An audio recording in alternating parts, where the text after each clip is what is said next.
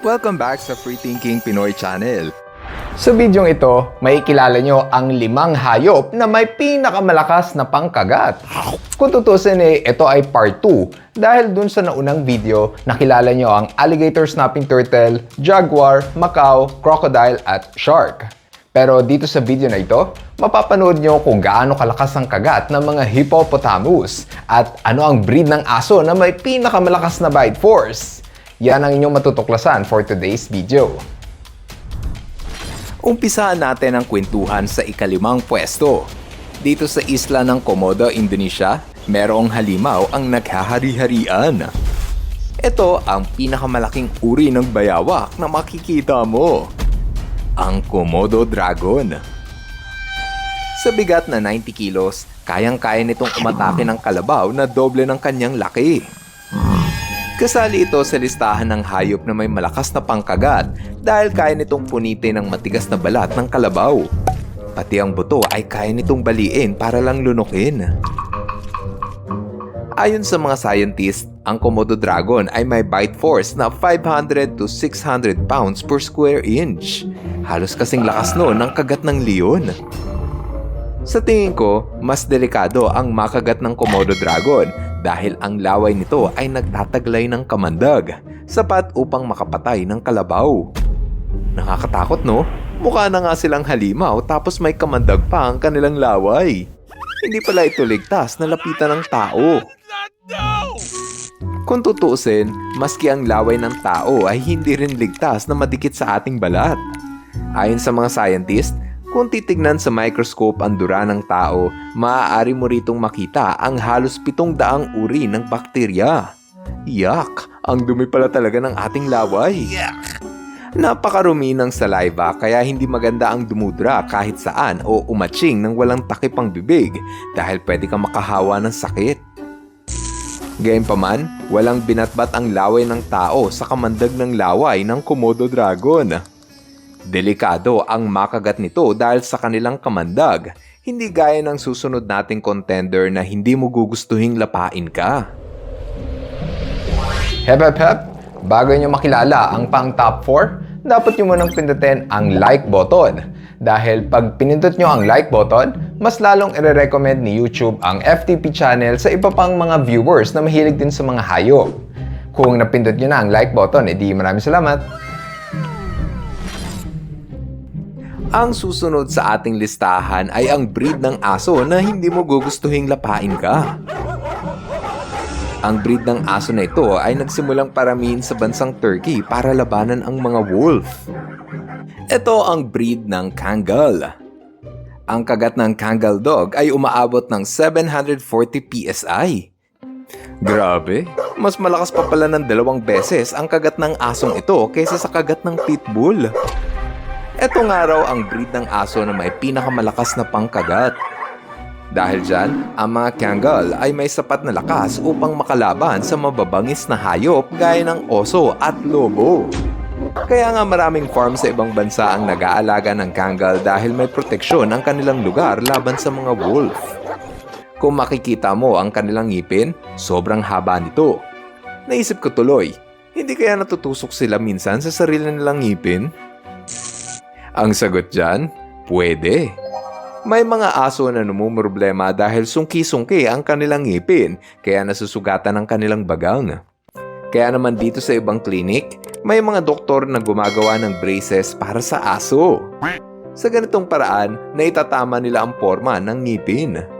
Kapag sungki-sungki kasi ang pangil ng aso, maaaring mabulok ang kanilang ngipin at magkaroon ng impeksyon ng bagang.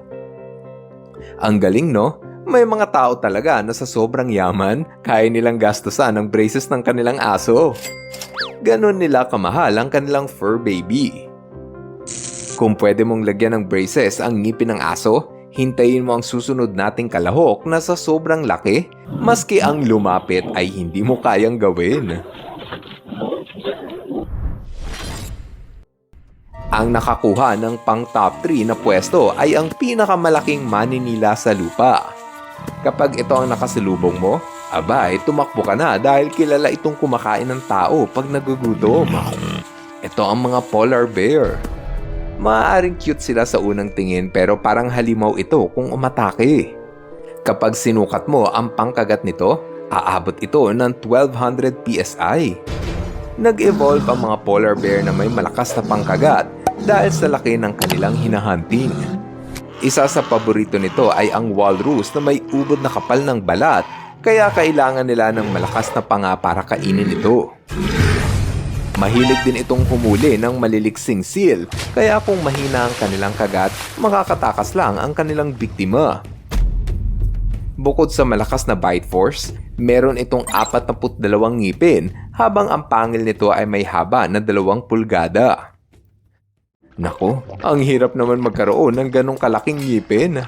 Naalala ko tuloy yung batang may malaking ngipin na inaway ng mga classmate niya sa school.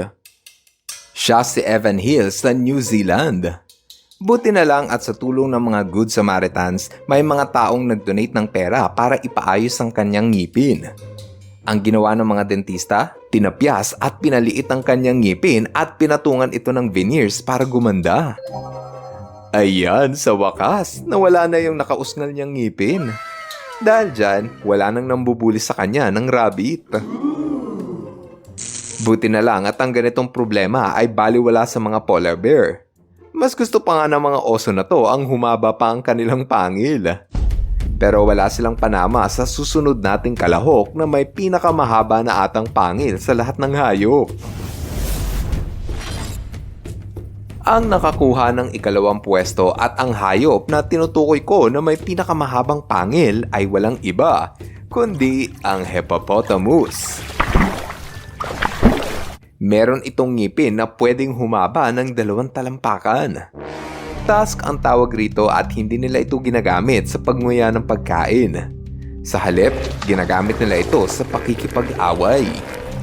Kasali ang hippo sa listahan ng hayop na may pinakamalakas na pangkagat dahil nung sinukat ito ng mga scientist, ang kanilang bite force ay umabot ng 1,800 hanggang 2,000 pounds per square inch.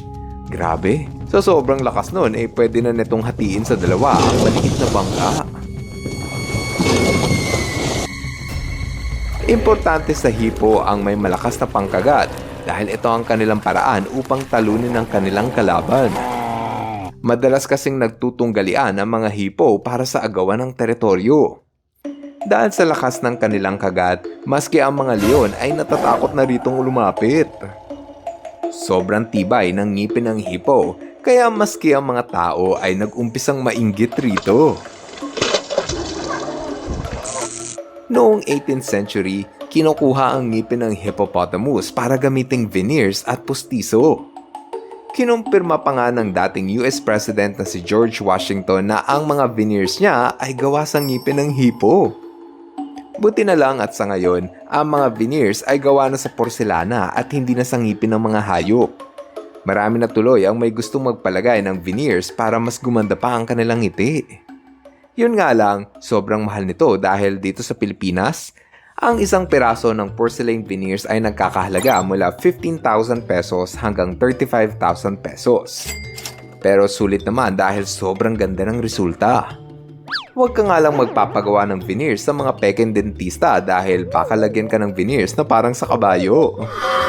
Tapos habang naglalakad ka, nasisilaw yung mga tao sa puti ng ngipin mo. Ngayong nakilala nyo na ang 4 sa may pinakamalakas na bite force, oras na para makilala ninyo ang nakakuha ng pang numero 1 pwesto. Dito sa isla ng Galapagos, tahanan ito ng samut-saring hayop na dito mo lang matatagpuan. Andirito ang mga marine iguana, higanting mga tortoise, at ang munting ibon na may tinatagong sekreto. Ito ang Galapagos Large Ground Finch. May tangkad lang ito na 6 inches at timbang na 27 to 39 grams. Kahit maliit lang ang ibon na ito, sila naman ang may pinakamalakas na kagat sa lahat ng hayop. Paano ba naman? Ang kagat kasi nito ay may puwersa na 80 PSI. Sapat na yon para makadurog ng palay. Kung ang leon at ground finch ay magiging magkasing laki, 160 times na mas malakas ang kagat ng ibon na ito kaysa sa leon. Nabasa ko rin sa Google na 300 na mas malakas pa ang kagat ng ibon na ito kumpara sa T-Rex kung magiging magkasing laki lang daw sila. Wow, grabe naman tong ibon na to. Talo pa ang dinosaur sa lakas ng kagat. Nag-evolve ang mga ibon na ito na may malakas na bite force dahil ang mga kinakain nito ay ang matitigas na buto ng halaman at prutas, kaya kailangan nila na may malakas na panga. Kaya naman pagdating sa palakasan ng bite force, ang mga Galapagos large ground finch ang ating tatanghalin bilang pinaka-extreme. Ano sa tingin nyo? Meron pa ba akong hayop na nakalimutang isama sa listahan?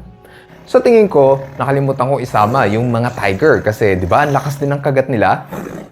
Kung ano man ang hayop na nasa isip mo na dapat ay sinali ko sa listahan, pa-comment na lang sa video nang mabasa din namin. Ngayon, andito na tayo sa ating shoutout portion. Hello kay Gerald Tuyor at Jake. Hello rin kina Kaykay at si Kengkeng. What's up kina Inigo, Isabu at Isabela Calma. Shoutout kay Tatay Renny, Paul Kyler Pilar Darlucio, at kay Prince Ethan Barbieto. Maraming salamat sa inyong panonood. Now, see you guys on our next video. Bye-bye! Hello mga ka-FTP! Ako si Nomer at nagpapasalamat sa inyong panonood. Kung nagustuhan nyo ang video ito, subscribe na sa FTP channel. Don't forget to hit the subscribe button para updated ka sa mga bagong videos. Paalam!